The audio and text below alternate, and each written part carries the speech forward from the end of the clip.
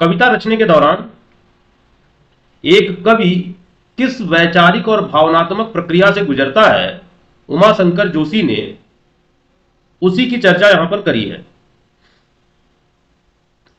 और कवि इस कविता में यह बताना चाह रहे हैं कि जिस तरह से किसान अपने खेत में बीज बोता है, पौधों को रोपता है, उसी तरह से हम कवि लोग भी पेज रूपी खेत पर अपने विचारों की खेती कर रहे हैं, अपने भावनाओं की खेती कर रहे हैं, अपने कल्पनाओं की खेती कर रहे हैं।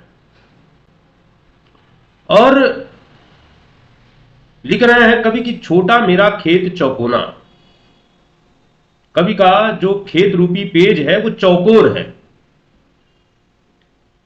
और बता भी रहे हैं कि कागज का एक पन्ना, कागज का पन्ना है वो कवि के लिए खेत है।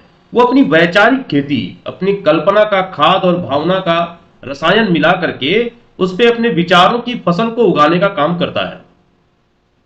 अब ये आगे लिखते हैं कि कोई अंधड़ कहीं से आया, क्षण का बीज वहां बोया गया। अब ये अंधड़ क्या है?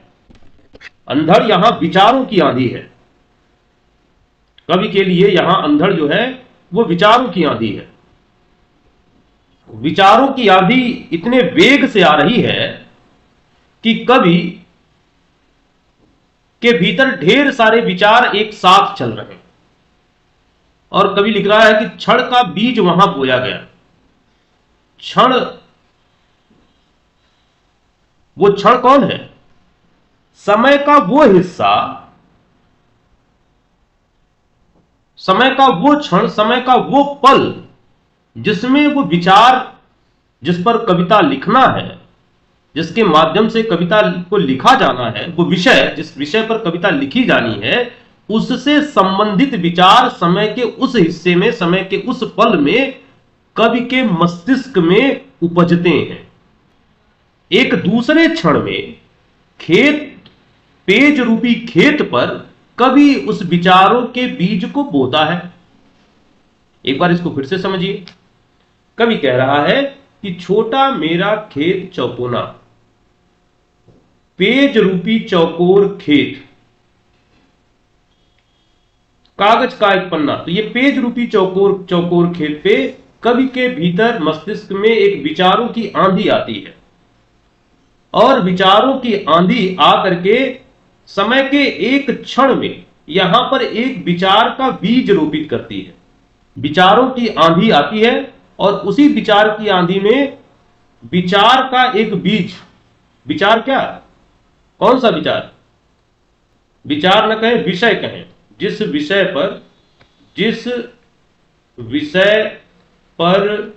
कविता लिखी जानी है, जिस विषय पर कविता लिखी जानी है, उससे संबंधित विचार रूपी बीज उस चौकोर खेत में बोया जा रहा है। अर्थात कवि यह बताना चाह रहा है कि किसी घटना, किसी विषय को देखकर मन उद्वेलित होता है, मन में आंदोलन आता है, विचारों का आंदोलन आता है, विचारों की आंधी आती है। और जब विचारों की आंधी अपने पूरे वेग पे होती है, उस समय एक विचार कागज के ऊपर बोया जाता है, कागज के ऊपर लिखा जाता है। कवि कह रहा है कि मेरे चौकोर पेज रूपी खेत पर जब मेरे भीतर विचारों का आंदोलन, विचारों की आंधी आती है, उसी क्षण उस विषय से संबंधित एक बीज, एक कल्पना का बीज, एक विचार का बीज उस कागज रूपी खेत में मैं बोता हूं, जिस विषय से संबंधित मुझे कविता लिखनी है। मुझे लगता है कि पहला पैरा बड़े कायदे से समझ में आ गया होगा। आगे लिखते हैं कि कल्पना के रसायनों को पी बीज गल गया निःशेष। और विचारों से कविता नहीं बनती है, विचार बस बीज का काम करते हैं। विचार नींव के पत्थर का काम करते हैं। विचार प्रेरणा का काम करते हैं, जिससे कवि कविता लिख सके। अब विचार के बाद सबसे ज्यादा आवश्यकता कल्पना की होती है। और कवि यहां पे कह रहा है कि कल्पना के रसायनों को पी। रसायन क्या है? रसायन है वो खाद। खाद समझते हैं, खेत में पड़ती है। अब कह रहे हैं कि कल्पना के रसायनों को पी। विचारों को जब कल्पना का सहारा मिलेगा, कल्पना रूपी खाद मिलेगी, तो बीज क्या होगा? बीज गल गया निःशेष। बीज गलेगा और बीज गल करके उसमें से क्या होगा? अंकुर फूटेंगे। अंकुर फूटना मतलब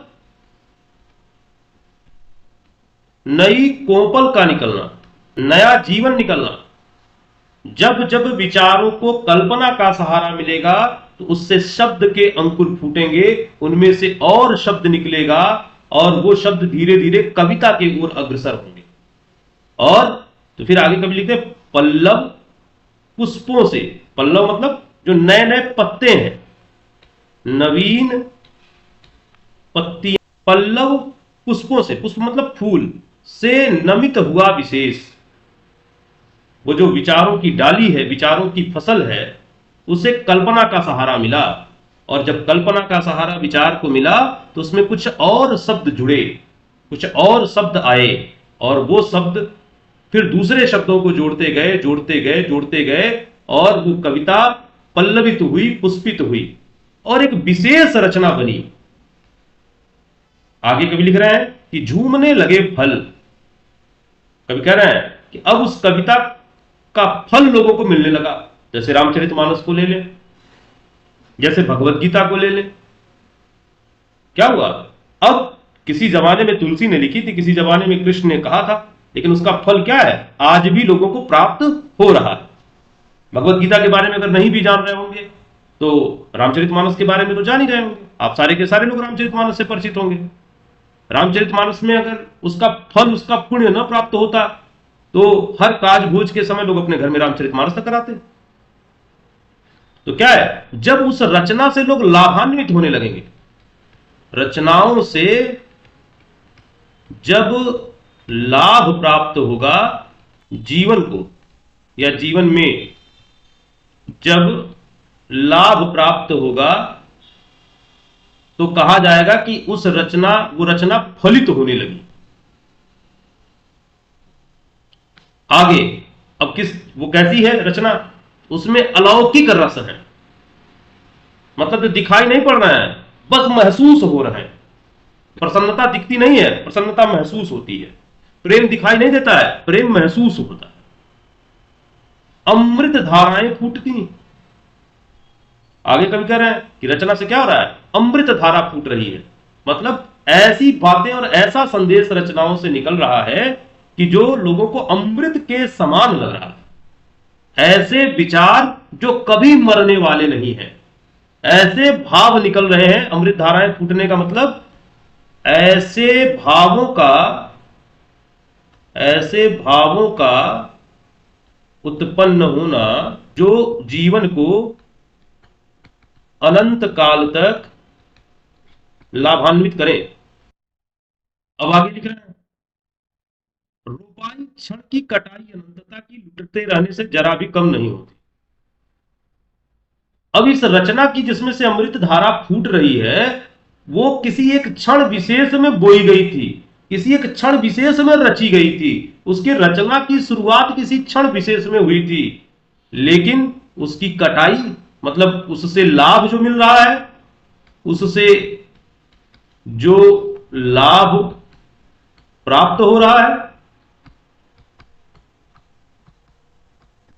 वो अनंत कालों तक लोगों को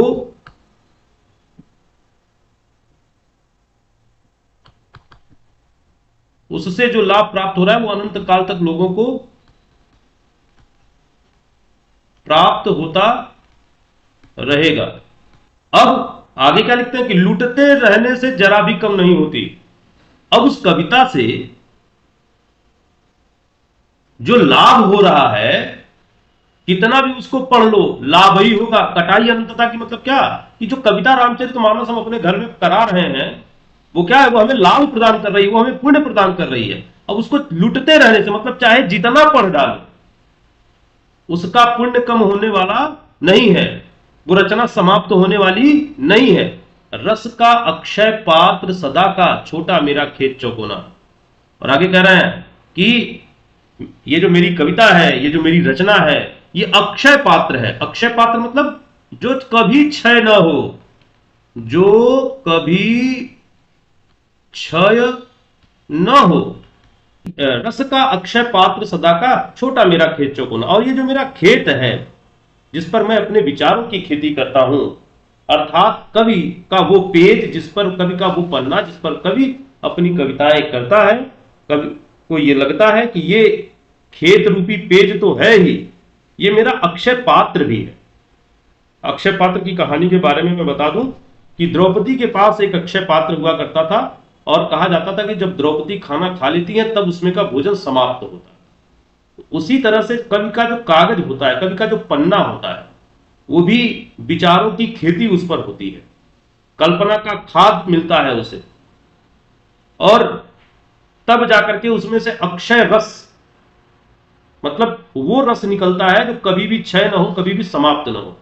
और आगे लिखते हैं, छोटा मेरा खेत चौकोना। और ये मेरा जो खेत रूपी पेज है, ये छोटा सा है, लेकिन इसमें ढेर सारी विचार, ढेर सारा रस, ढेर सारी कल्पना के सहारे उत्पन्न होते हैं, जो हम सभी को लाभान्वित करते हैं। मुझे लगता है कि ये कविता आप लोगों के समझ में आ गई है।